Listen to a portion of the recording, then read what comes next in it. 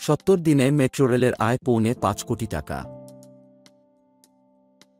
মিরপুর 11 ও Kazipara station চালু হচ্ছে 15ই March. Metro rail চালু হওয়ার পর থেকে বুধবার পর্যন্ত 70 দিনে পৌনে 5 কোটি টাকা আয় হওয়ার কথা জানিয়েছে পরিচালনকারী company Dhaka mass transit company limited DMTCL.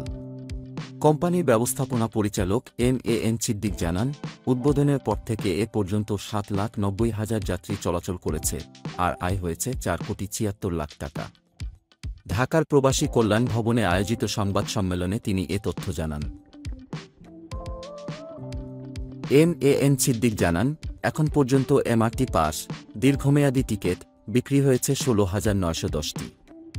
Metro রেলের আয় দিয়েই ব্যয় মেটানো সম্ভব হচ্ছে। গত 28 ডিসেম্বর দেশের প্রথম মেট্রো রেলের উদ্বোধনের আনুষ্ঠানিকতা সেরে টিকিট কেটে ট্রেনে ওঠেন প্রধানমন্ত্রী শেখ হাসিনা ও তার বোন শেখ রেহানা। সেই যাত্রায় বিভিন্ন স্কুল, কলেজ, মাদ্রাসার শিক্ষার্থী, ধর্মীয় প্রতিনিধি, মন্ত্রিসভার সদস্য, দলীয় জ্যেষ্ঠ নেতারা সহ অতিথিরাও ছিলেন। উদ্বোধনী যাত্রার পরদিন থেকে সাধারণ নাগরিকরা মেট্রো রেল ব্যবহার করছেন। মিরপুর 11 ও কাজীপাড়া স্টেশন খুলবে 15 মার্চ। এমআরটি 6 লাইনের ষষ্ঠ ও সপ্তম স্টেশন হিসেবে মিরপুর 11 ও কাজীপাড়া স্টেশন চালু হচ্ছে আগামী 15 মার্চ। ডিএমটিসিএলের এমডি এম সিদ্দিক বলেন, মেট্রো রেলের উত্তরা থেকে আগারগাঁও 12 কিলোমিটার অংশে মোট 9টি স্টেশন রয়েছে। কর্তৃপক্ষ ইতোমধ্যে 5টি স্টেশন যাত্রী চলাচলের জন্য খুলে দিয়েছে। প্রতিশ্রুতি দিয়েছিলাম যে আমরা মার্চের মধ্যেই উত্তরা থেকে আগারগাঁও অংশের 9টি স্টেশনের সবগুলো স্টেশন চালু করব। এর অংশ হিসেবে আমরা আগামী 15 মার্চ কাজীপাড়া ও মিরপুর 11 স্টেশন চালু করব।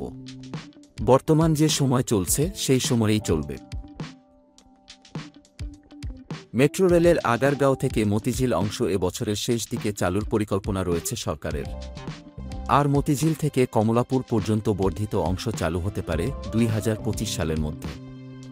এখন সকাল 8:30 থেকে দুপুর 12:30 পর্যন্ত উত্তরা আগারগাঁও অংশে ট্রেন চলাচল করছে।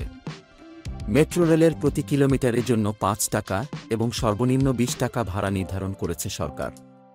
সেই হিসাবে দিয়াবাড়ির উত্তরা উত্তর স্টেশন থেকে আগারগাঁও পর্যন্ত প্রত্যেক যাত্রীকে গুনতে হচ্ছে 60 টাকা করে।